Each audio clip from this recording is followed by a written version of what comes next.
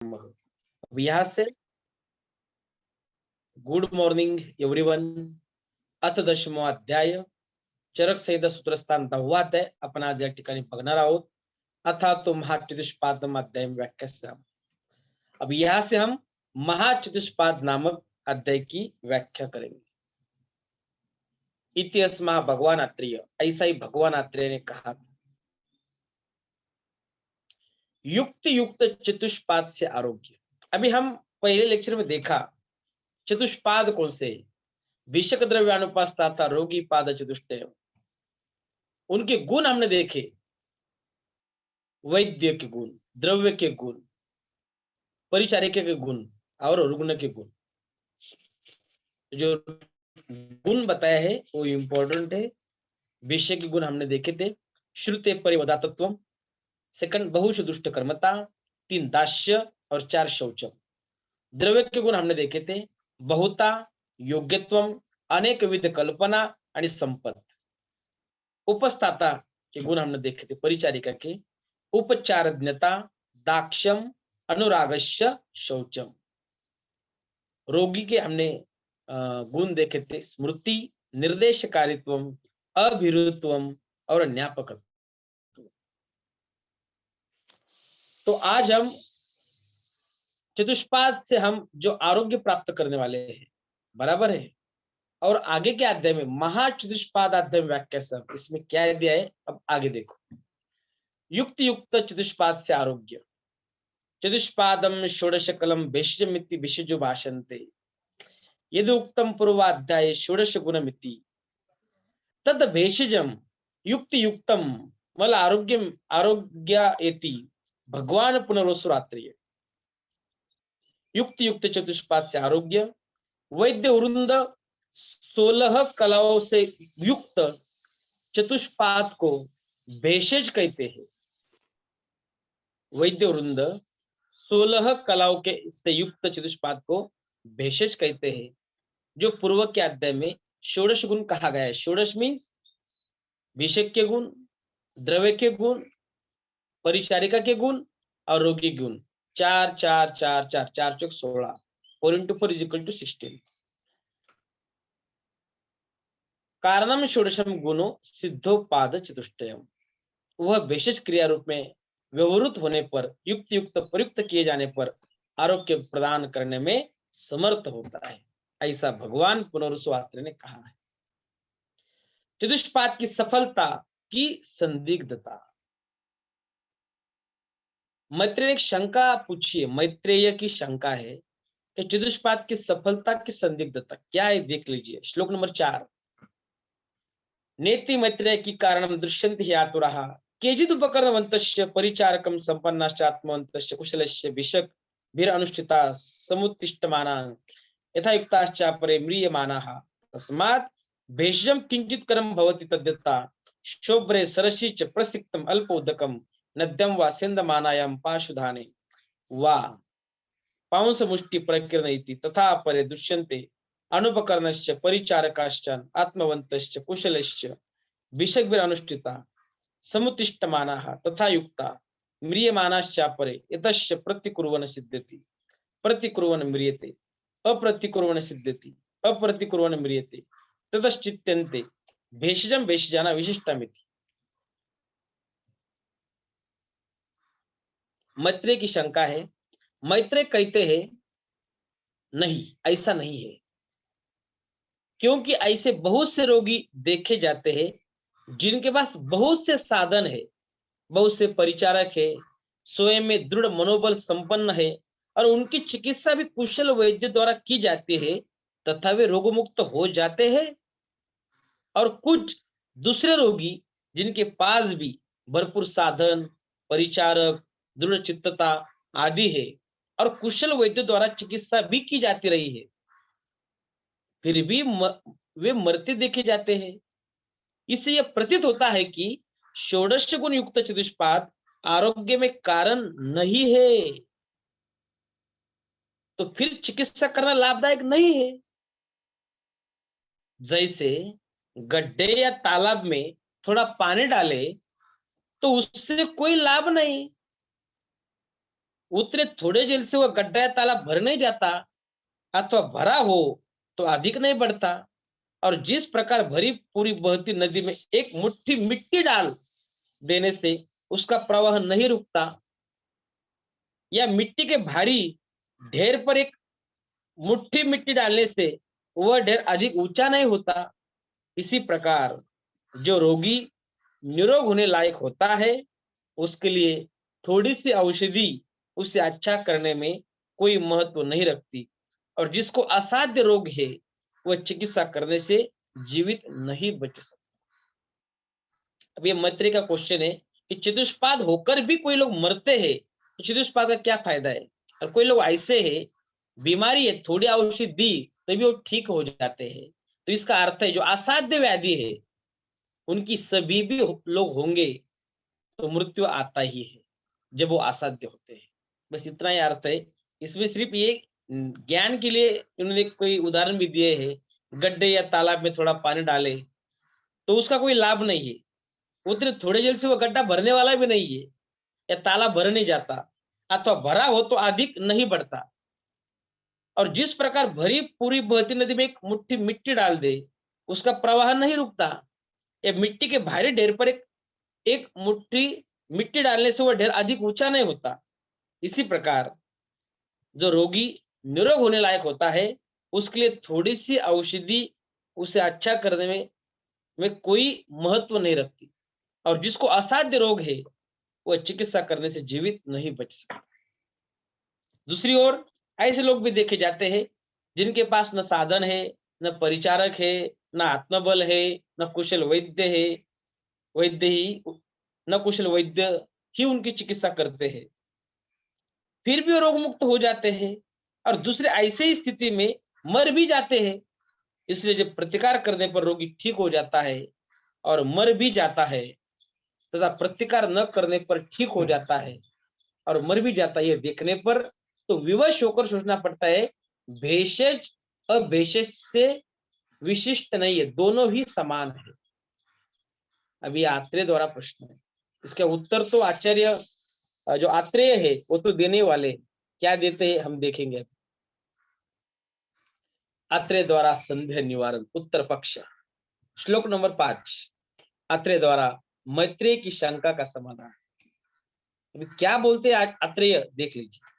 मैत्रेय मिथ्या चिंतित इत्यात्रेय किम कारणम, ये ही आतुरा षोडश गुण समुदितेनानेन भेषजन उपद्यमाना म्रियन्ते इति उक्तम, तदनुपपन्नम न हि भेष साध्यानं व्याधिनां भेषज कारणं भवति।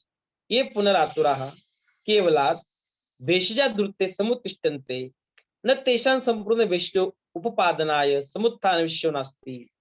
यथा हि पतितं पुरुषं समर्थमुत्थानं योत्थापयन् पुरुषो बलमस्य उपपाद्यात् स क्षिप्रतरं परिक्लिष्ट एव तिष्ठेत, तद्वत् संपूर्ण भेषज उपलब्ध आतुरा ये च आतुरा केवलात् भेषजाभिम्रियन्ते न च सर्व एव ते भेषजोपन्ना समु समुत्तिष्ठरेण न हि सर्व व्याधयो भवन्ति उपाय साध्या न च उपाय साध्यानां व्याधिनां अनुपायेन सिद्धिरस्ति, न च साध्यानां व्याधिनां भेषज समुदायो अमस्ति, न हि अलम ज्ञानवान विषग मुमूर्षुम आतुरम उत्थापायितुम परीक्षकारिणो हि कुशला भवन्ति, यथा हि योगज्ञो अभ्यास नित्य ईश्वासो धनुरादायेषु मत्स्यन्नाति प्रकृष्टे महति कार्य न अपराधवान भवति संपादयति चेष्ट कार्यम, तथा विषय स्वगुण संपन्न उपकरणवान विषय कर्मारभमान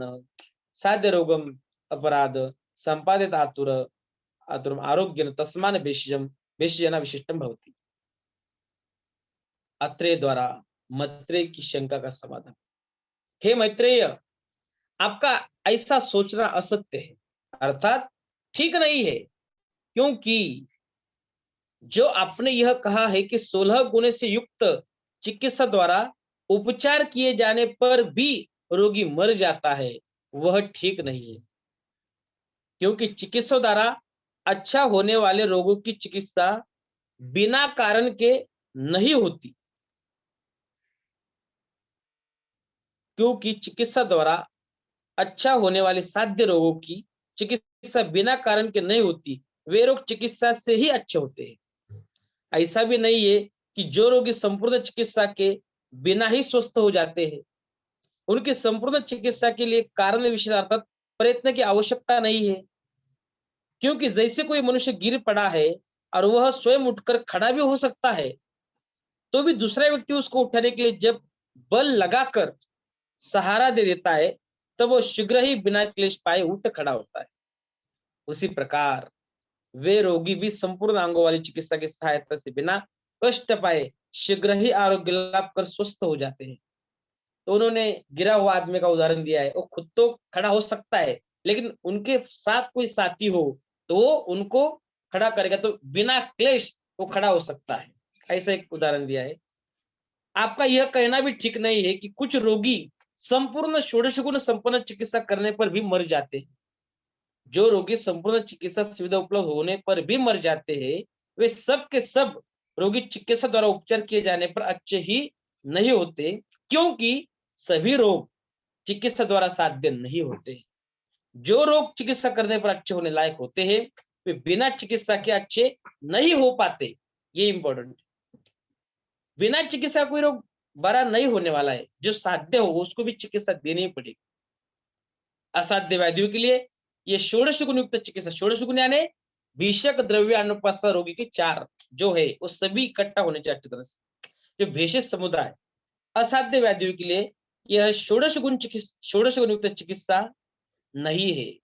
यह ऐसा बताया आचार्य अत्रेय ने कि जो षोडश गुण युक्त जो है वो असाध्य व्याधियों के लिए नहीं, क्योंकि ज्ञान संपन्न वैद्य मरणोन्मुख रोगी को निरोग बनाकर उठाकर खड़ा देने में समर्थ नहीं होता। जिसकी आयु अभी खत्म हुई है, अभी वो असाध्य है, तो उनके लिए कोई चिकित्सा नहीं। इसलिए साध्य असाध्य परीक्षा करके ही चिकित्सा करने वाले चिकित्सक कुशल आरोग्यदाता होते हैं। जैसे धनुष्य की प्रत्यंचा पर बाण चढ़ाकर छोड़ने की कला में पारंगत योगज्ञ नित्य अभ्यास करने वाला धनुर्धर जब धनुष्य धनुष्य पर बाण चढ़ाकर खींचता है, तो अनति दूर में स्थित बड़े आकार के शिकार पर कभी निशाना नहीं चुकता और मनोअनुकूल निशाना लगाना ही लेता है। उसी प्रकार वैद्य भी जब वैद्योचित समस्त गुणों से संपन्न होता है, उसके पास चिकित्सा के सभी उपकरण होते हैं और रोगी साध्य है, यह अच्छी तरह से परीक्षा करके देख समझ लिया होता है, तो साध्य रोगी से रोगी को मुक्त कर आरोग्य संपन्न बनने में कभी असफल नहीं होता। इसलिए यह कहना ठीक नहीं है कि चिकित्सा करना न चिकित्सा करने से विशिष्ट नहीं। चिकित्सा की प्रत्यक्ष सफलता हम देखेंगे अभी श्लोक नंबर 6। इदं च न प्रत्यक्षं विदनातुरेण भेषजनातुरं चिकित्साम क्षाम क्षामेन कृशं च दुर्बलम आप्यायम स्थूलम मेदस्विना पत्रपयाम शीत उष्णाभिभूतम उपचारम शीताभिभूतम उष्णेन न्यूनान धातून पूरयाम व्यतिरिक्तान रासयाम व्याधिन मूल विपर्येण उपचरन्त सम्यक प्रकृतो स्थापयाम तेषां नस्तता क्रोतामय भेषज समुदाय कांततमो भवति। अब ये इंपॉर्टेंट क्या है देखो, चतुष्पाद षोडश कलम भेषजम इति भेषजो भाषन्ते चिकित्सा। अभी चिकित्सा षोडश कला युक्त है, ये अपना एमसीक्यू है। चिकित्सा षोडश कला युक्त है। कला मीन्स गुण, अकला मीन्स दोष। परीक्षकारिणो ही कुशला भवंती, ऐसा वर्णन आया है। परीक्षकारिणो ही कुशला भवंती। श्लोक नंबर 5 का मैं एमसीक्यू बताता हूं। परीक्षकारिणो ही कुशला भवंती एक वाक्य आया है, सिर्फ नाइस टू नो है। उसके बाद उन्होंने आगे बताया है, देख लीजिए, बहुत ही छोटा अध्याय है इसमें। साध्य यह व्याधि के जो प्रकार है, साध्य सुख साध्य कुसाध्य असाध्य याप्य प्रत्याख्य अनुपक्रम, उसके बारे में विस्तार से वर्णन किया है, जो कि एग्जाम में उसके ऊपर क्वेश्चन आए हैं कि सुख साध्य का लक्षण क्या है, कुल साध्य का लक्षण क्या है, याप्य का लक्षण क्या है, प्रत्याख्य का लक्षण क्या है। इसके बारे में हम चर्चा करने वाले। पहले चिकित्सा की प्रत्यक्ष सफलता हम देखेंगे। यह बात भी बराबर हमारे सामने आती है कि हम रोगी की प्रकृति और रोग के दोष गुण के विपरीत गुण वाले औषध गुणयुक्त भेषज से रोगी की चिकित्सा करते हैं। क्षीण पुरुष की चिकित्सा बृहन औषध से तथा क्रूश एवं बलहीन रोगी की संतर्पण चिकित्सा से उसे रुष्ट पुष्ट और बलिष्ठ बनाते हैं। जिसकी चर्बी बढ़ जाती है, ऐसे स्थूल रोगी की अपत्रपन चिकित्सा से उसे दुर्बल बनाते हैं।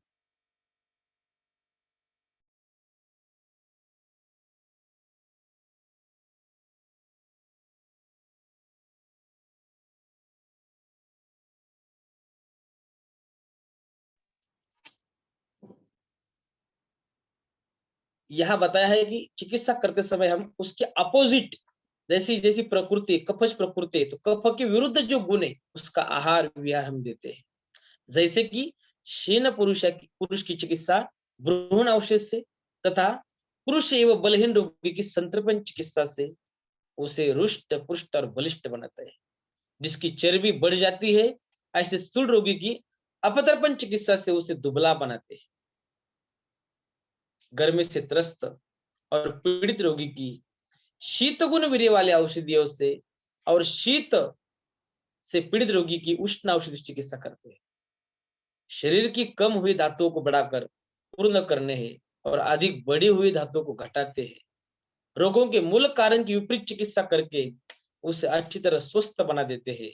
इस प्रकार उन रोगियों की चिकित्सा और उसके लाभ को देखते हुए हमारी औषधियां बहुत उत्तम, उपयोगी और अत्यधिक स्पृहणीय कांततम है। चिकित्सा की प्रत्यक्ष सफलता। साध्य असाध्य विमर्श आगे दिया है। श्लोक नंबर आगे का देखो। साध्य असाध्य विभागज्ञो ज्ञात पूर्व चिकित्सक काले चारवते कर्म एतत् साधयति ध्रुवम् अर्थ विद्याये शिवानि उपक्रोशम संग्रहम प्राप्नुयान्नियतम वैद्य यो साध्यम समुपाचरे। साध्य असाध्य ज्ञान का फल। जो वैद्य साध्य और असाध्य रोगों के भेद को जानता है और यह जानकर समय से चिकित्सा प्रारंभ कर देता है, वह रोगी को निरोग बनाने में अवश्य सफल होता है। जो वैद्य असाध्य रोग की चिकित्सा करता है, वह निश्चित रूप से अर्थ की हानि, विद्या का असम्मान, यश की हानि, लोक निंदा और लोकप्रियता से ह्रास का पात्र होता है। तो हमें साध्य है या असाध्य है, ये पहले जांच करना है। हम करते छोटे हॉस्पिटल जो होते हैं, वो उनको तय करते पहले, अरे आपके पास रखना है क्या नहीं, तो डायरेक्ट रेफर कर देते, ये आपके हाथ का मामला नहीं है। बराबर है। तो उसी तरह हमें तुरंत समझ में आना चाहिए ट्रीटमेंट करते समय क्या साध्य है और क्या असाध्य है, हम कितना उसके लिए प्रयास कर सकते हैं। और सभी जो रुग्ण के नातेवाईक होते हैं उनको जानकारी देनी चाहिए कि ये उनकी चिकित्सा किस तरह चालू है और इससे क्या लाभ हो सकता है और क्या प्रॉब्लम हो सकते है आगे, इसकी जानकारी हम देते हैं। इसलिए हम सम्मति पत्र लेते हैं। कोई ऑपरेशन करना है और कुछ करना है, ये हम कर रहे हैं, लेकिन कुछ गड़बड़ हुई तो हमारी आपकी सम्मति है क्या, तो हम सम्मति लेते हैं, उसके बाद ही करते हैं। श्लोक नंबर 19 देखो। साध्य और असाध्य व्याधि के भेद, इसके ऊपर क्वेश्चन आता है। सुख साध्यम मतम साध्यम कृत्यम साध्यम अथापि च द्विविधम चाप्य साध्यम साध्याप्यम इच्छम अनुपक्रमम साधनम त्रिदशाल्पम मध्यम पुरुषताम प्रति विकल्पना तत्व साध्यानाम नियतानाम विकल्पना। तो पहले चार्ट बनाइए। साध्य और असाध्य के भेद। साध्य रोगों के दो भेद होते हैं, हमने अष्टांग हृदय में भी देखिए। एक सुख साध्य और सेकंड क्रुच साध्य बताया है।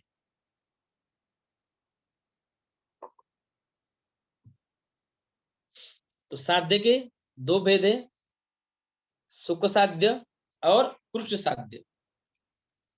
असाध्य रोग के भी दो भेद होते हैं, याप्य और अनुपक्रम। पुनः साध्य रोगों के तीन भेद होते हैं, अल्प उपाय साध्य, मध्यम उपाय साध्य और थर्ड है उत्कृष्ट उपाय साध्य। जो रोग निश्चित रूप से असाध्य होते हैं, उनका कोई भेद नहीं होता। तो लिख लीजिए, साध्य के दो प्रकार, सुख साध्य, कृष साध्य। असाध्य के दो प्रकार, याप्य और सेकंड प्रत्याख्य, उसे अनुपक्रम बताया है, अनुपक्रम, प्रत्याख्य ऑब्लिक अनुपक्रम। अभी साध्य की भी तीन त्रिविध विकल्प बताए हैं। साध्य के जैसे कुट साध्य और सुख साध्य हमने देखा, उसमें भी जो साध्य होने वाला है, अल्प उपाय साध्य, मध्य उपाय साध्य और उत्कृष्ट उपाय साध्य, ऐसा बताया है। बस इतना ही है। तो रोग साध्य मीन्स क्यूरेबल, असाध्य मीन्स इनक्यूरेबल। साध्य में जो हमने देखा, सुख साध्य मीन्स इजीली क्यूअर्ड, कुरु साध्य क्यूअर्ड विद डिफिकल्टी। और उसके बाद इस साध्य के तीन प्रकार है, अल्प चिकित्सा साध्य, मध्यम चिकित्सा साध्य और उत्कृष्ट चिकित्सा साध्य। अल्प यानी नीड्स माइल्ड ट्रीटमेंट, मध्यम यानी नीड्स मॉडरेट ट्रीटमेंट, उत्कृष्ट यानी need strong treatment, mild, moderate और स्ट्रॉन्ग। और असाध्य के हमने इनक्यूरेबल के दो प्रकार, याप्य मीन्स पैलिएबल अनुपक्रम, इरमेडिएबल, ऐसा बताया है। तो चलो अभी आपको चार्ट बनाना है, एक सुख साध्य, कुट साध्य, याप्य और प्रत्याख्य। एग्जाम में कोई तो सेंटेंस आता है ऐसा कि ये साध्यवादी का लक्षण है, का याप्य का है, का या कुट साध्य का है या प्रत्याख्य का है। तो आपको चार्ट बनाने के, आपको नोट्स निकालना करके, मैं सिर्फ बताऊंगा क्या क्या इंपॉर्टेंट है, ठीक है। तो चलो श्लोक नंबर 11 देखो। 11 अभी आपको चार्ट बनाना है, सुख साध्य और कष्ट साध्य, ये पहला चार्ट। अभी आप बनाओ, सुख साध्य और कष्ट साध्य लिखो, सुख साध्य कष्ट साध्य। सुख साध्य में पहला पॉइंट देखो, उसके बाद हम याप्य प्रत्याख्य का भी चार्ट बनाने वाले हैं। इंपॉर्टेंट है, एग्जाम के लिए हर साल क्वेश्चन आता है। लिखो श्लोक नंबर 11, 12, 13, सुख साध्य रोगों के लक्षण। हेतवः पूर्व रूपानि रूपानि अल्पानि यस्य च न च तुल्य गुणो दुष्यो न दोष प्रकृतिर्भवेत् न च काल गुणस्तुल्यो न देश दुरुपक्रमः गतिर्का नवत्वं च रोगो न च दोषस्य समुत्पत्तो देह स्वभावक्षमः चतुष्पादोपतिश्य सुख साध्य से लक्षण। सुख साध्य रोगों के लक्षण, रोग के हेतु, पूर्व रूप और लक्षण, अल्प मात्रा में हो, वातादि दोष और रस रक्त धातु दुष्य समान गुण वाले न हो, रोग का उत्पादक दोष उस रोगी की प्रकृति न हो, रोग या दोष के गुण ऋतु के समान गुण के न हो, देश रोगी का शरीर या निवास स्थान, देश चिकित्सा करने में रुकावट उत्पन्न करने वाला न हो, रोग एक मार्ग का हो, रोग नवीन तथा उपद्रव रहित हो, रोगी की उत्पत्ति का कारण एक ही दोष हो, रोगी की देह सभी प्रकार की औषधों का सेवन करने में समर्थ और गुणवान चतुष्पाद उपस्थित हो तो रोग सुख साध्य होता है। तो अभी यहाँ 10 पॉइंट है, एक लाइन पे 10 पॉइंट लिखिए, मैं बताता हूं, राइट डाउन। पहले हेतु, जो पूर्व रूप बताया है, हेडिंग दीजिए, हेतु पूर्व रूप और रूप को अल्प होने चाहिए। हेतु पूर्व रूप और रूप अल्प होने चाहिए। हेतव पूर्व रूपानी रूपाने अल्पानी इससे। सेकंड, अभी हम इसके साथ साथ सेकंड वाला कष्ट साध्य जो है वो भी उनके सामने लिखेंगे, जो कि आपको कंपैरेटिव करने के लिए प्रॉब्लम नहीं आएगा। ये भी एक बार हम समझ लेंगे। 14, 15, 16 श्लोक देखो। निमित्त पूर्व रूपानाम मध्य में बले काल प्रकृति दुष्यानाम सामान्यान्यतमस्य च गर्भिणी वृद्ध बालानाम नाति उपद्रव पीडितम शस्त्रक्षराग्निकृत्यानाम कृत्यानाम नवम कृच्छदेशजम विद्यादिक पथम रोगम नाति पूर्ण च दुष्पदम द्विपथम नाति कालम वा कृच्छ साध्यम दिदोषजम। अभी कृच्छ साध्य रोगों के लक्षण दिए हैं, हेतु, पूर्व रूप और लक्षण। इनका बल मध्यम हो, काल, प्रकृति और दुष्य, इनमें किसी का एक की समानता रोगोत्पादक दोष के साथ हो, रोगी गर्भिणी वृद्ध या बालक हो, अत्यधिक उपद्रव न हो, रोग शस्त्र क्षार या अग्निकर्म से साध्य हो, रोग पुराना हो, शरीर के किसी मर्म स्थान में रोग हो, शाखा, रक्तादि धातु और त्वचा कोष्ठ और मर्मास्थ संधि, इनमें से किसी एक ही मार्ग में रोग हो, चिकित्सा के चतुष्पाद भी पूर्ण उपलब्ध न हो, रोग दो मार्गों में हो, अधिक पुराना न हो और जो रोग दो दोषों से उत्पन्न हुआ हो, ऐसे सभी रोग पुरुष साध्य होते हैं। आपको चार्ट बनाना है अभी। सुख साध्य और कष्ट साध्य, इसके लिए ट्रिक मैं देता हूं आपको। सुख साध्य के लिए समझो प्रतीक्षा है, जैसे सर्दी आती है, हम कुछ ना कुछ लेते हैं और सर्दी जाती है, वो सुख साध्य है। कष्ट साध्य क्या है? अर्श, पाइल्स, फिस्टुला, जो कुछ वो कष्ट साध्य बताए है। अर्श, एक ट्रिक वो ऊपर लिखो, सुख साध्य के उस पे लिखो प्रतीक्षा है। तो इस इमेजिंग करके आपको पॉइंट्स दिमाग में रखने हैं। सुख साध्य प्रतीक्षा है, कष्ट साध्य अर्श। तो पहला पॉइंट, हेतु पूर्व रूप रूप अल्प, इधर क्या है? हेतु पूर्व रूप रूप मध्यम बल। देखिए आप दोनों लाइन देखिए, सुख साध्य में हेतव पूर्व रूपानी रूपान्य अल्पनानि यस्य च, इधर देखो कुछ साध्य में निमित्त पूर्व रूपानाम मध्य में भले। तो यह हेतु जो कॉज, उसके पूर्व रूप सिम्टम्स अल्प है, और कष्ट साध्य के जो कष्ट साध्य क्यों हम बोल रहे हैं, तो उनके हेतु पूर्व रूप सब मध्यम बल वाले हो। सेकंड 11 श्लोक देखो, सुख साध्य में लिखो, न च तुल्य गुणो दुष्यो न दोष प्रकृतिर्भवेत्। यह दोष दुष्य प्रकृति तुल्य न सावे, लिखो न च तुल्य गुणो दुष्यो, न च तुल्य गुणो दुष्यो, न च तुल्य गुणो दुष्यो, उसके नीचे लिखो न दोष प्रकृति भवे, न दोष प्रकृति भवे, अंडरलाइन करके रखो, बाद में लिखा तो भी चलेगा। तो यह क्या बताया है? दोष दुष्य प्रकृति तुल्य नसावे। देखो वातादि दोष और रस रक्त धातु दूषित समान गुण वाले न हो। जब समान गुण वाले हो तो चिकित्सा करते समान गुण वाले न हो, समान गुण वाले नहीं होंगे तो चिकित्सा करने में डिफिकल्टी नहीं आती। कैसे नहीं आती है? सुनो, दोष है, वात दोष है, समझो, समझा, कफ दोष है, उसका दुष्य जो है वही कफ दोष का दुष्य होगा, जैसा रस धातु है, और प्रकृति भी वह कफ प्रकृति है, एक समान में होंगे, तुल्य तुल्य एक समान में होंगे या ऐसे व्याधि। तो हमें ट्रीटमेंट करते समय ऐसा बताया है, न च तुल्य गुणो दोषो न दोष प्रकृति भवे। वातई दोष और रस रक्तई धातु दुष्य समान गुण वाले न हो, ये पॉइंट इंपॉर्टेंट है। न च तुल्य गुणो दुष्यो न दोष प्रकृति भवे, उसका हम बाद में चर्चा करेंगे, अब लिख लीजिए।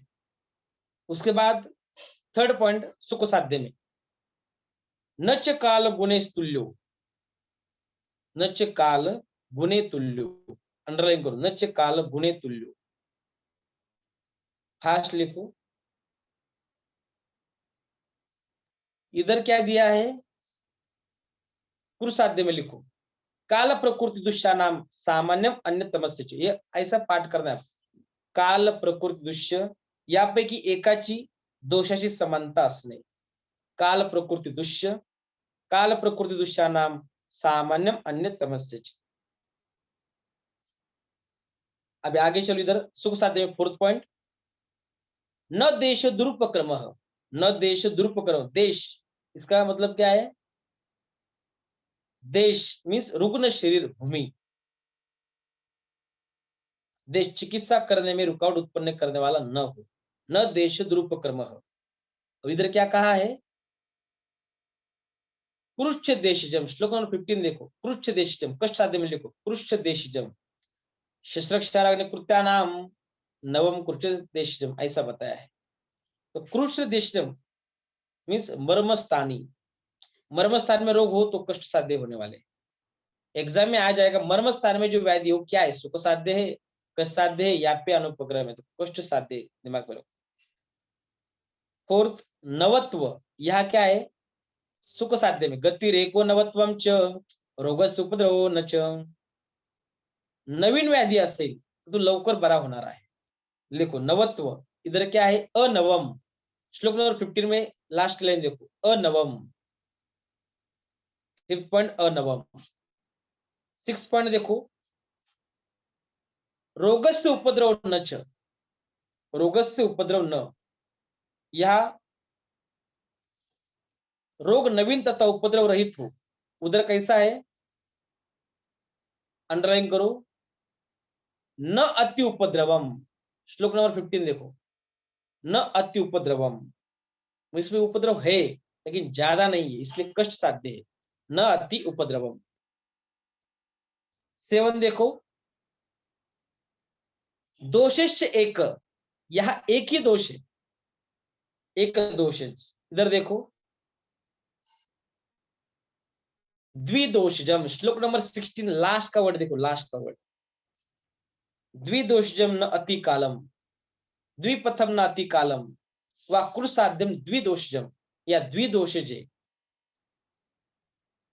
8 पॉइंट देखो सर्व औषध क्षम देह, श्लोक नंबर 13 देखो दोषे का समुत्पत्तो देह सर्व औषध क्षम, सभी जो औषध लेने वाला है रोगी की देह सभी प्रकार के औषधियों का सेवन करने में समर्थ हो, सर्व औषध क्षम देह। इसकी इधर कुछ पॉइंट नहीं है। 9 पॉइंट देखो चतुष्पाद उपपत्तिश्च, चतुष्पाद उपपत्तिश्च, चतुष्पाद उपस्थित हो। इधर कैसा है, कभी कष्ट साध्य होगा व्याधि, न अति पूर्ण चतुष्पदम, अंडरलाइन करो, न अति पूर्ण चतुष्पदम, न अति पूर्ण चतुष्पदम। एक पथम, अंडरलाइन करो, एक पथम, न अति पूर्ण चतुष्पदम एक पथम। चिकित्सा के चतुष्पाद भी पूर्ण उपलब्ध न हो, इनमें से किसी एक ही मार्ग में रोग हो, एक पथम। और लास्ट देखो गति, एक गति बताई है, गति है तो एक गति बताई है, किसमें, सुख साध्य में। गतिरेका, गतिरेका, श्लोक नंबर 12 में देखो गतिरेका नवत्वम च रोगस्य उपद्रव न च, गतिरेक। इधर कैसा है देखो द्विपथम न अति कालम, गर्भिणी बाल वृद्ध शस्त्र क्षाराग्नि कृत्या, या शस्त्र क्षाराग्नि कृत्य करना पड़ते हैं वो कष्ट साध्य है, गर्भिणी बाल वृद्ध के रोग कष्ट साध्य है। और द्विपथ न अति कालम, इसी तरह हमने सुख साध्य और कष्ट साध्य देखा है। अब घर में पढ़ो, हमारा टाइम हो चुका है, अभी लिंक खत्म हो गई तो हो गया क्लास, ओके। तब तक मैं बताता हूँ सुख साध्य और कष्ट साध्य। हेतु हमने देखा, हेतु पूर्व रूप अल्प है, निमित्त इधर क्या है, हेतु पूर्व रूप मध्यम बल है। सेकंड नच तुल्य गुण दुष्यो न दोष प्रकृति भवे। थर्ड सुख साध्य में नच काल गुणे तुल्यो, इधर क्या है कष्ट साध्य में काल प्रकृति दुष्या नाम सामान्य अन्य तमस्य। फोर्थ न देश दुरुपक्रम, सुख साध्य में, कष्ट साध्य में कुर्च देशजम मर्मस्थान। फिफ्थ सुख साध्य में नवत्व, कष्ट साध्य में अनवम। सिक्स सुख साध्य में रोगस्य उपद्रव न, कष्ट साध्य में न अति उपद्रव। एट एक दोषज, ये द्विदोषज न अति कालम। 8 सर्व औषध क्षम देह। 9 चतुष्पाद उपत्तिश्च, इधर चतुष्पाद ज्यादा नहीं है, न अति पूर्ण चतुष्पदम एक पदम। और लास्ट गति, एक गति, यह द्विपथ न अति कालम, और गर्भिणी बालवृद्ध शस्त्रक्षाराग्नि कृत्य। अशा प्रकारे आपण 2 आज बघितले, पुढील आपण नेक्स्ट लेक्चर मध्ये बघू। हे तुम्ही आज चार्ट भरून ठेवा, परीक्षेमध्ये दरवर्षी प्रश्न पडतो. धन्यवाद.